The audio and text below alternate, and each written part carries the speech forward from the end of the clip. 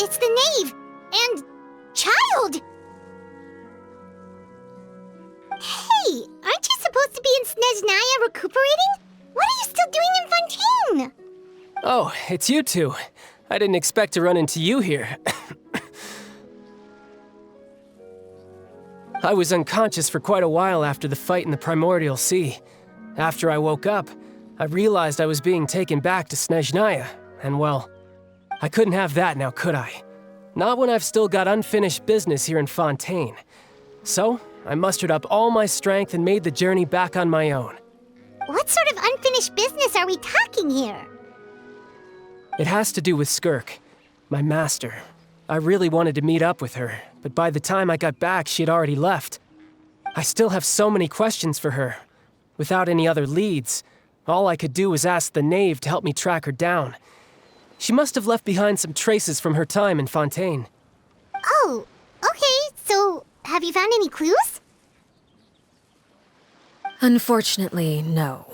While the House of the Hearth is adept at collecting all manner of intelligence, certain existences can still manage to escape our purview.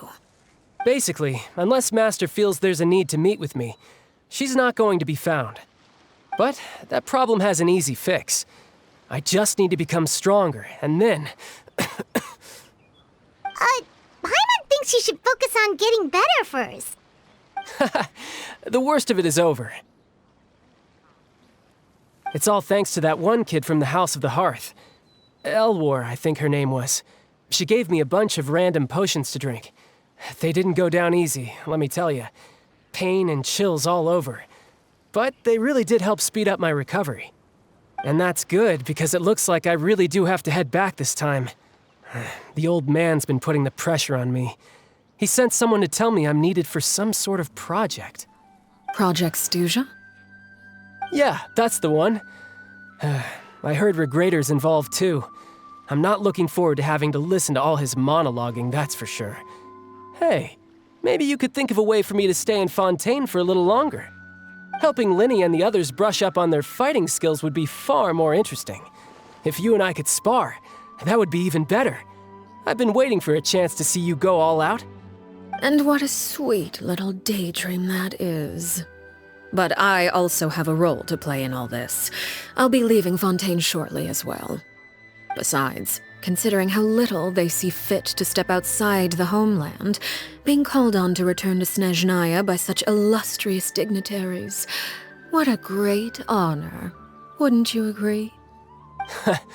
One I could do without, I'd say. Is it just Paimon? Or does it kind of seem like they're...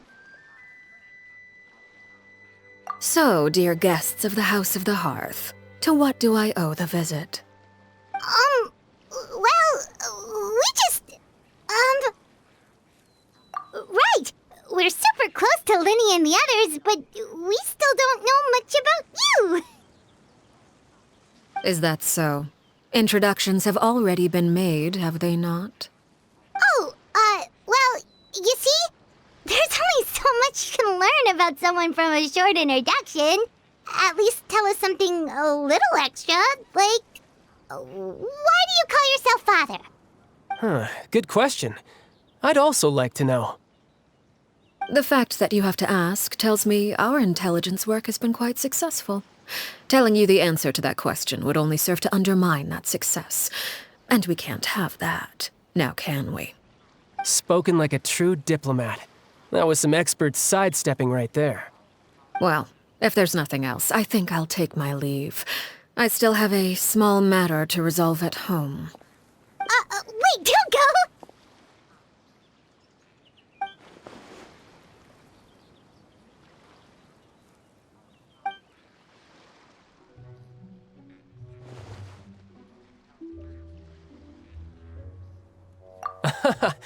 I'd also like to hear the answer to this.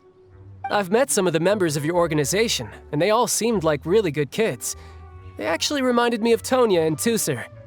Which, by the way, if you ever betray them, I'm just letting you know, I won't let you off easy. And why would I betray them? Well, you've already betrayed the House of the Hearth once, haven't you? At least, That's what I heard.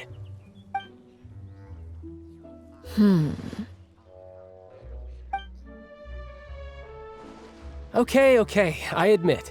That's just what the old man told me. The rooster, I mean.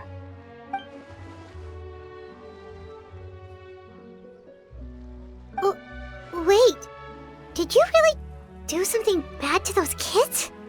Never mind what I've done. I'm more curious as to what the mighty rooster had to say. Care to enlighten me? Well, nothing much. Just some stuff about you taking out many other members of the House of the Hearth, and even going so far to attack your own family. I see. Based on your reaction, I'm guessing it's all a bunch of lies. Hardly. I don't appreciate his particular turns of phrase, but I suppose he didn't say anything untrue. Although, it would be more accurate to say that there is a certain level of prejudice involved, but I don't intend to clear that up just yet. Prejudice has a funny way of concealing the real truth behind certain things, an attribute that I find to be quite advantageous. Call yourself a Fontanian, for example, and people will assume all sorts of things, when the real truth is that this is simply the land where I was raised. Huh? You're not actually from Fontaine? But then why did you try to help out with the prophecy and everything? I was trying to protect the children born in Fontaine. Claiming that I myself was a Fontanian simply made it easier to operate. People would hardly suspect a fellow Fontanian of having any ulterior motives. Who wouldn't want to save their homeland after all? The primordial sea wouldn't have any effect on me, but it would have caused great harm to the House of the Hearth. Well, you wanted extra information, didn't you? There you go. I hope that satisfied your curiosity.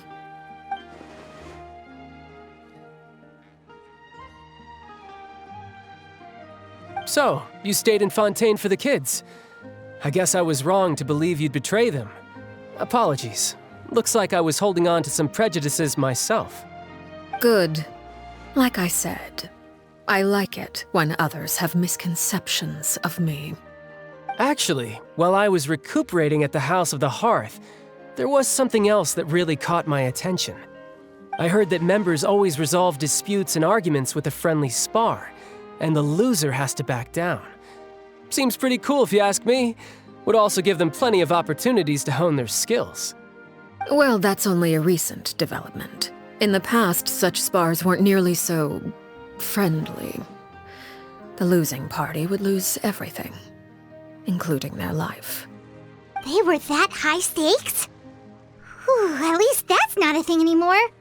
Well, the current atmosphere's not half bad. I'm a bit jealous, actually.